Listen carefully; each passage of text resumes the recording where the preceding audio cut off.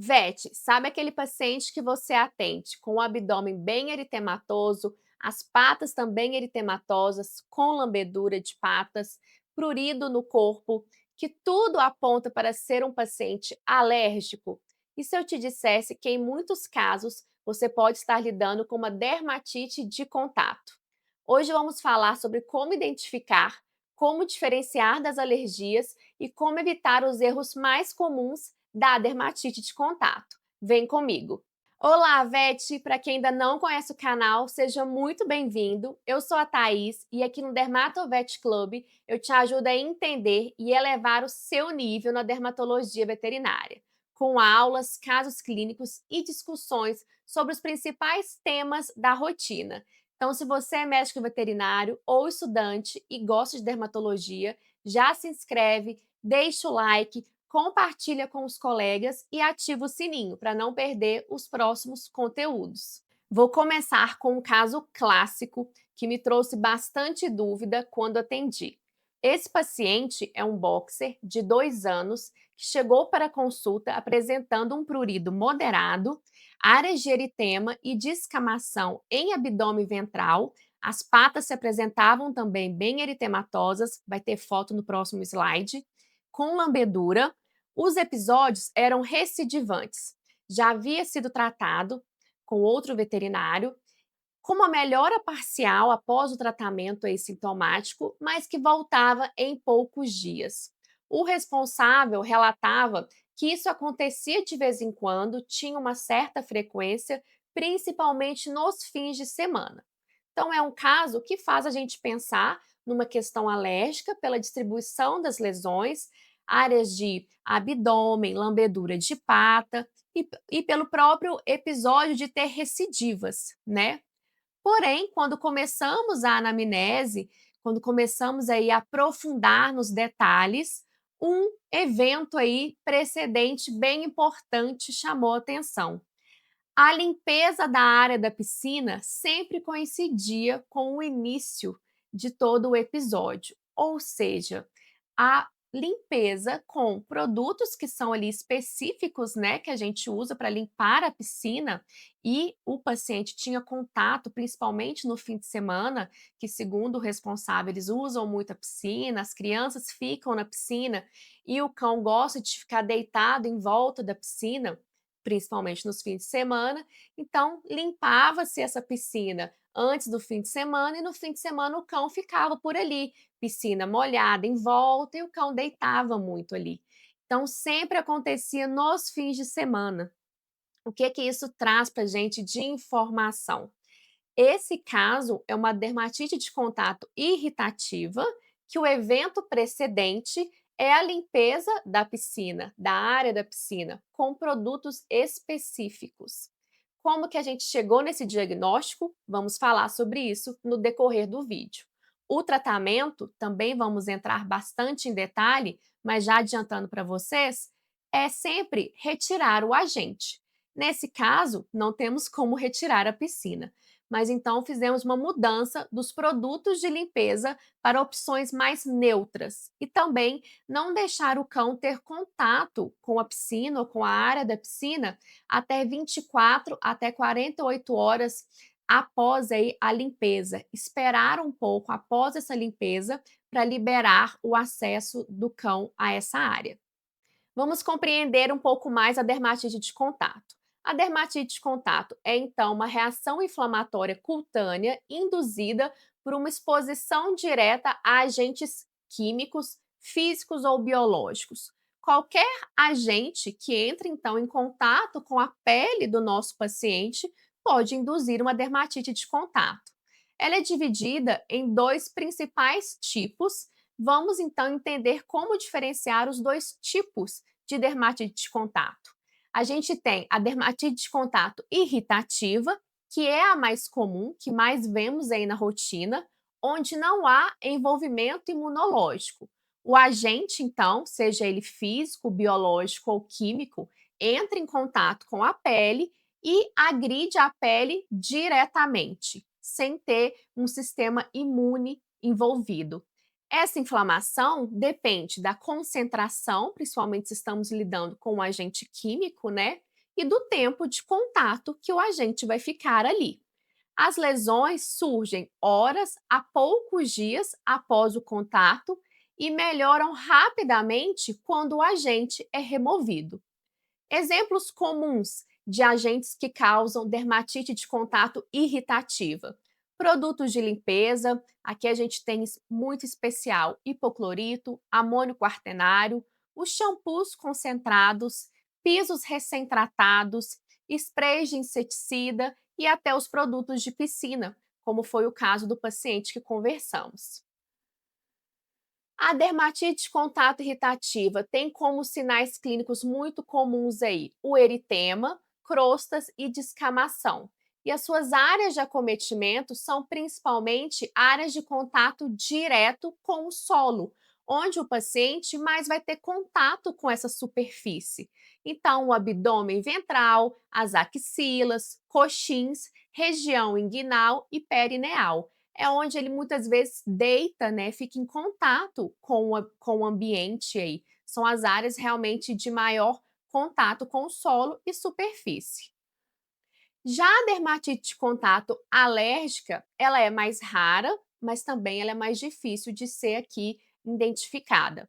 É uma reação de hipersensibilidade do tipo 4, que é a reação do tipo tardia, mediada por linfócitos. O animal, nesse caso, ele precisa ter sido sensibilizado previamente, ou seja, é sempre uma reação de reexposição.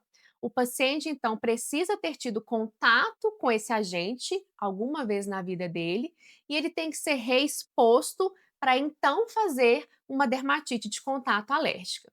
Após ser, então, reexposto algum momento na vida dele a esse agente, ele começa a fazer aí uma reação de sistema de imune aqui, uma reação de hipersensibilidade. Essa reação aparece 24 a 72 horas após o contato.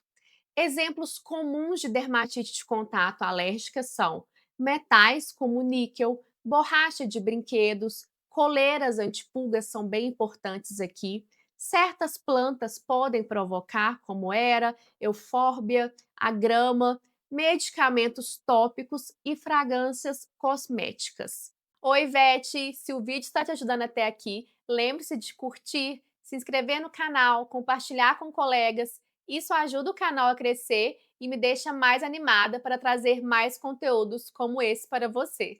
Na dermatite de contato alérgica, os sinais clínicos vão ser prurido intenso, pápulas, máculas, eritema e descamação. E as áreas de acometimento também vão ser áreas de contato, onde o paciente teve contato com o agente, o que está provocando, né, a dermatite aí, mas também se estende para regiões mais adjacentes. Não fica tão restrito quanto a dermatite de contato irritativa. Aqui na dermatite de contato alérgica, pode começar a pegar mais regiões adjacentes. E então, como diferenciar as dermatites de contato, né, da dermatite atópica canina ou da alergia alimentar? Que sim, na prática é muito comum fazer essa confusão. Vocês viram no início aí o primeiro caso clínico que eu trouxe. As apresentações podem ser muito parecidas. Esse histórico de recidiva faz fazer ainda uma associação com alergia muito grande, né? A dermatite de contato imita realmente muito essas duas condições alérgicas.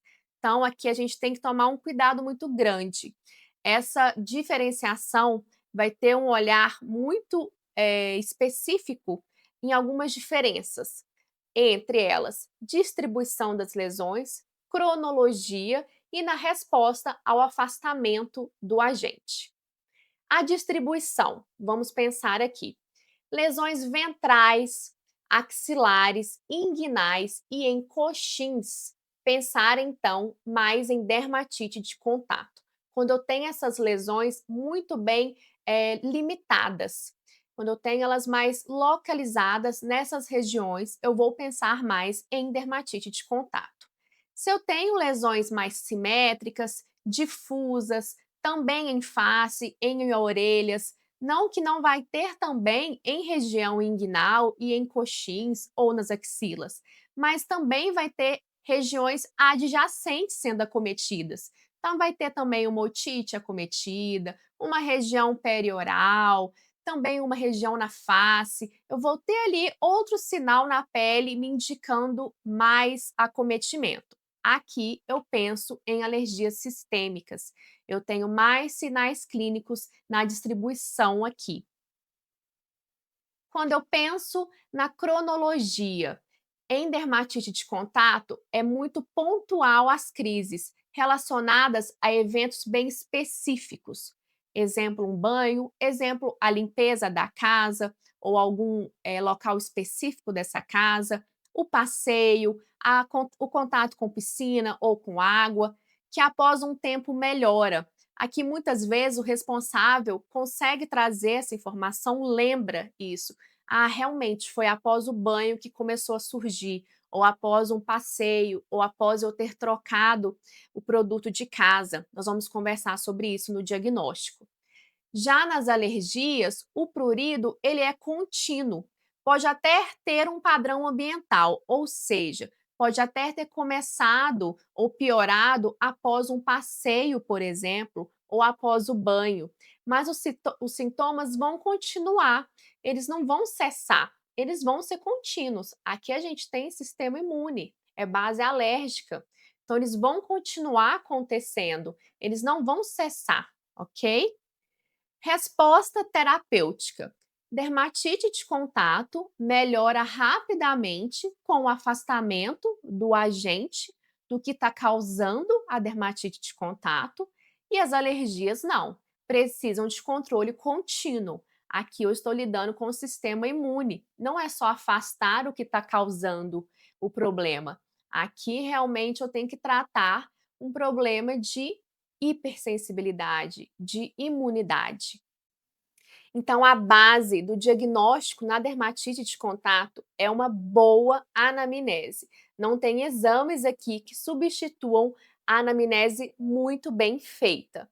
O clínico, né, nós temos aqui o papel de reconstruir o ambiente onde o nosso paciente vive e buscar padrões entre a rotina e o surgimento dessas lesões. Aqui é fazer papel de FBI na vida do paciente. É uma doença de causa externa, de contexto aí ambiental. Por isso, muitas vezes, o responsável, ele tem essa resposta, só que ele não sabe. Então, a gente tem que saber aí fazer ele buscar, ajudar ele a buscar essa resposta. Então, a anamnese, ela tem que ser muito direcionada para ajudar o responsável a trazer essas respostas para a gente. Então, tipos de pergunta que temos que fazer nessa anamnese sobre o ambiente e a rotina do paciente, onde o animal passa a maior parte do tempo, como que é o ambiente desse local que ele fica, onde que ele dorme, rotina de limpeza da casa. Sim, esse é o momento de ser chato, perguntar detalhes, produtos utilizados, como é feita a diluição. Produtos mais concentrados tendem a fazer dermatite de contato. Teve mudanças recentes na casa? Conte tudo. Higiene e produtos tópicos. Como que é o banho desse paciente? É em casa? É no pet shop? Qual que é a frequência? Quais são os produtos utilizados? Todos. Shampoos, cremes, perfumes. Faz tosa? Com que frequência? O ambiente externo tem acesso a plantas, grama, terra, piscina, água como um todo? Onde? É na própria casa, ou é em passeios, ou é só nos fins de semana, em sítios? Qual que é a frequência, então, que tem acesso ao ambiente externo? Quais plantas? Qual o tipo de grama? Muitas vezes o responsável consegue trazer essas informações para gente.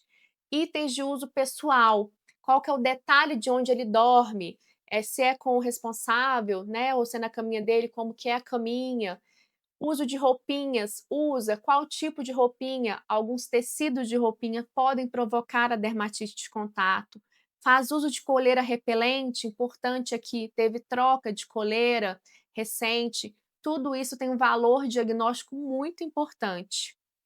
O teste de eliminação e a reexposição controlada vai ser, após a nossa anamnese, o nosso aqui padrão diagnóstico ouro para dermatite de contato.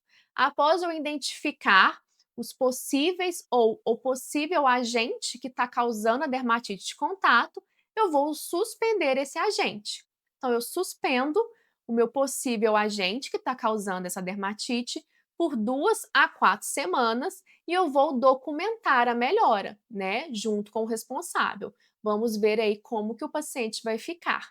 E eu vou depois, esse responsável vai me trazer, né, o feedback, ficou bem, ficou razoavelmente bem. A gente vai documentar isso e depois vamos reexpor brevemente, sob monitoramento, claro, ao agente novamente. Se teve recidiva dos sinais clínicos, ou seja, se o paciente voltou a ter sintomas, voltou a fazer dermatite de contato, a gente tem a confirmação da dermatite de contato. Então, eu tenho que, primeiro, suspender o agente, observar como o paciente fica, depois fazer uma reexposição a esse agente. Se eu tenho volta dos sintomas, eu tenho uma confirmação da dermatite de contato. Aproveitando que você está comigo até aqui, na descrição do vídeo estão os links dos meus cursos e mentorias, onde eu ensino a conduzir atendimentos dermatológicos com segurança e confiança. Tem também a lista de espera da mentoria Dermatovet Pro. Se abrir uma vaga, entraremos em contato. Em relação ao manejo e tratamento, né? Uma vez então identificado o agente, o foco sempre será eliminar o agente causador, claro.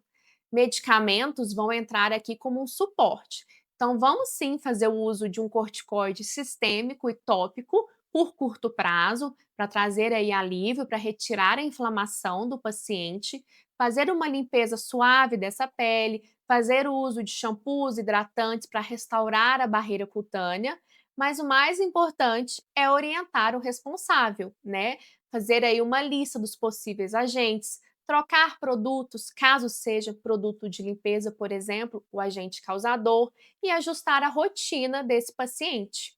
Então, temos que eliminar o agente causador, senão o ciclo vai voltar sempre, vai voltar toda vez. Aqui a gente tem que fazer um manejo de como que esse paciente vai lidar daqui para frente, sabendo que ele faz dermatite de contato a um agente X, tá?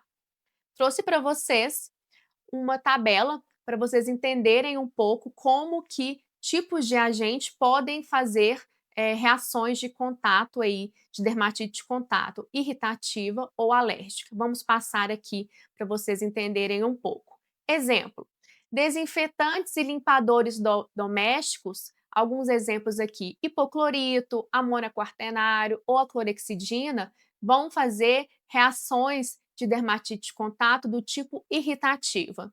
Produtos de limpeza, como cloro, algicidas, tipo de reação irritativa. Shampoos veterinários e cosméticos, como perfumes, conservantes, podem fazer tanto reação irritativa quanto alérgica. Metais e plástico, como os colares, coleiras antipulgas, fivelas, reação do tipo alérgica. Plantas, como gramíneas e flores, alguns pólens, vão fazer reação tanto alérgica quanto irritativa. Medicamentos tópicos, alguns exemplos aqui: neomicina, benzocaína, lidocaína, ivermectina, reação do tipo alérgica. Tipo de agente têxteis e corantes, exemplos aí em cobertores sintéticos, roupinhas coloridas, reação do tipo alérgica. Solo e cimento, exemplos de alcalinidade, abrasão, tipo de reação irritativa. Notem que temos alguns agentes que podem causar tanto reação alérgica quanto reação irritativa, o que torna ainda mais difícil na nossa rotina, às vezes, diferenciar se aquele paciente está fazendo, em um primeiro momento, uma dermatite de contato irritativa ou alérgica, porque o mesmo agente pode provocar os dois tipos, né? Faz aí ainda uma confusão maior. Então, 5 pontos para fixar amanhã no consultório. A dermatite de contato é menos frequente, mas deve ser considerada diante de lesões localizadas com histórico de evento precedente e recidivantes. As dermatites de contato acontecem por agentes externos e melhoram com o afastamento desse agente. O diagnóstico é clínico e de exclusão, e a anamnese é o melhor exame aqui. Existem agentes que podem causar dermatite de contato irritativa e alérgica, como acabamos de ver na tabela. O paciente pode ser alérgico e fazer dermatite de contato. Fica essa dica também. Espero que tenha gostado desse vídeo. Se ficou alguma dúvida, comenta aqui embaixo que eu vou estar te respondendo. E claro, se inscreve no canal, curte esse vídeo, ativa o sininho para não perder os próximos conteúdos. Até o próximo vídeo. Tchau, tchau!